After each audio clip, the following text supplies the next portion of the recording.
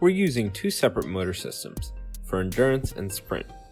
During endurance, we use a brushless motor, and during sprint, we use a brushed motor. Because of this, we have two separate controllers, integrated into the same enclosure. For the brushless motor, we use the VESC motor controller.